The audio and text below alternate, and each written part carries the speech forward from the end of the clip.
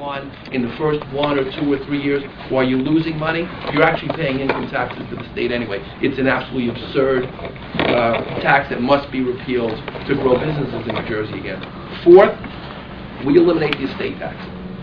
Now, there's been abundant reports coming out of Rutgers, the Blaustein School, coming out of Boston colleges, or the Center for Wealth and Philanthropy, about the loss of wealth from the state of New Jersey.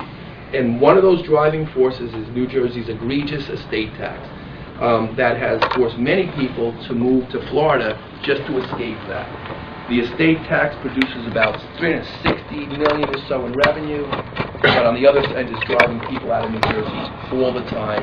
And I personally believe it's immoral that when people go to the funeral director, they have to be visited by the New Jersey tax collector at the same time. Fifth, we eliminate the hotel-motel tax passed by Jim McGreevey in 2003. Hotel industries, the tourist industry along Jersey Shore is suffering, and this is another ominous tax.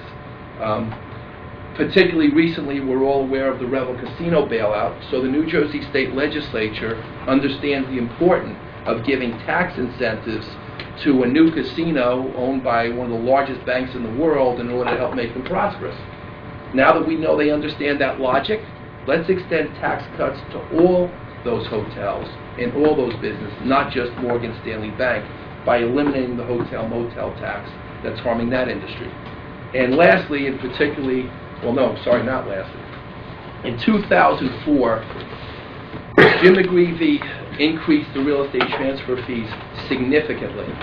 In 2006, Rutgers University did an extensive analysis and report on the negative impact on the real estate transfer fees on the real estate market. That was in 2006, while the real estate market was booming. New Jersey's real estate transfer fee is an egregious assault on homeowners who are desperately trying to sell homes, often get out at a loss or get out at all.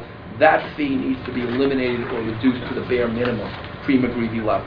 And lastly, and one particularly to me personally, it's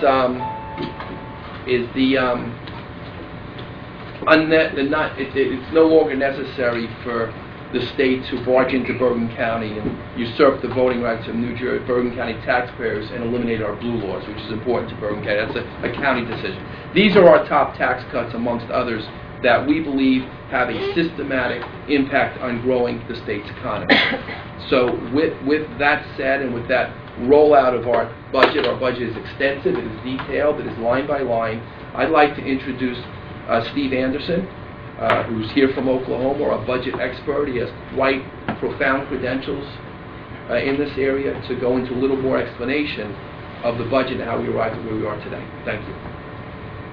First, how we got here today, and that's an interesting thing. Governor Christie finds himself in a lot of ways in a rock and a hard place because of the sins of his predecessor. The growth rate in major taxes from 2002 to 2007 was 67%, and I challenge you to find many New Jerseyans whose income grew at that level over that same period. The individual income tax in that period grew by 81%. The corporation and business tax grew by 161%. The realty transfer fee grew by 256%. Those are just some examples, and if you go through our budget, we line these things out line by line on each one of them. The sad part about this is all these revenues were coming in, government spent every penny. That's where that $10 billion deficit we talk about came from. In 2007, if you project forward at the projected growth rate, you're $10 billion down from where they projected they would be. There were some grave errors committed during that time. One of the gravest was the expansion of the entitlement program, which Steve has already talked about.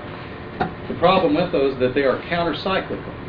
So when you have a recession occur, you have more people accessing those services, greater expenditures occur, and there you are with an expanded base that you are trying to serve and less money. Now, as we start through, you want to fill that through the department by department.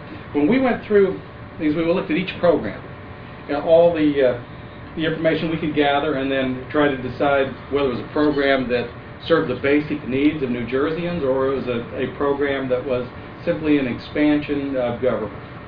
Now, we did not cut expenditures in every program. For example, the Department of Agriculture, where we looked at some of the subsidies to individual industries.